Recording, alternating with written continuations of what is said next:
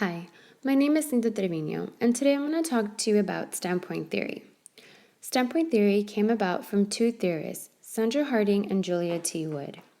Sandra Harding is a philosopher of science. She holds joint appointments in women's studies, education, and philosophy at the University of California, Los Angeles.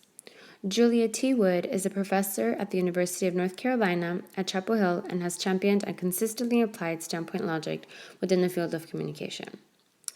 So, standpoint theory is what allows us to view the different vantage points each of us may have.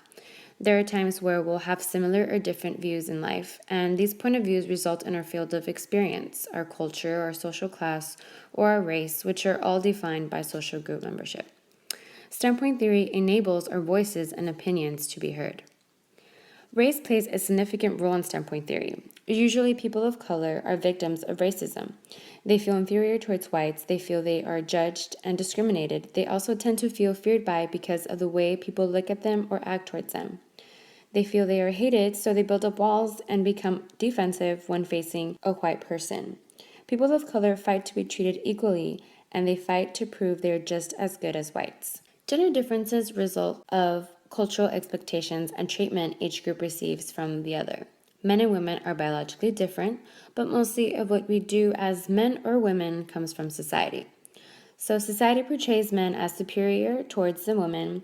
Men have more power than women and are treated with more respect than women. Society says that men are the head of the household who make the money, while women are housewives who have children. The standpoint theory is applied when you have an American woman and a Muslim woman tell you their point of view on hijab. In a study I read, Americans believe hijab oppresses women. However, Muslim women described hijab with significant meanings that shape their cultural standpoints. To them, hijab functions to define their identity. It affords more respect and it helps them keep their behavior in check with God. Muslim women are proud of hijab, while American women believe hijab oppresses them. Now, here is where we have two different vantage points. We see two different opinions, one from the outside and one from inside the Muslim culture. And with open minds, Americans are able to rethink about what hijab truly signifies. In this photo, we also see women in different societies have different standpoints on a similar issue. The women are advocating for women's rights, but are advocating for a different right in their respective country. It shows how some women take their stance in society for granted, while others have different struggles they deal with every day.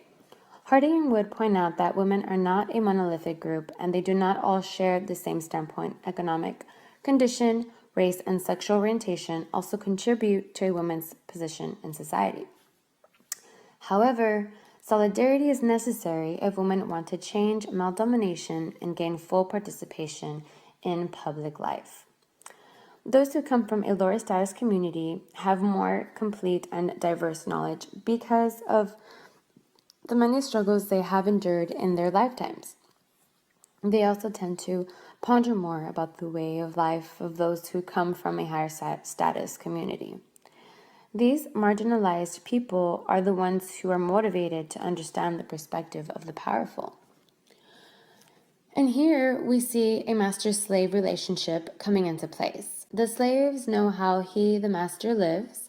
However, the master only sees his view rather than both point of views.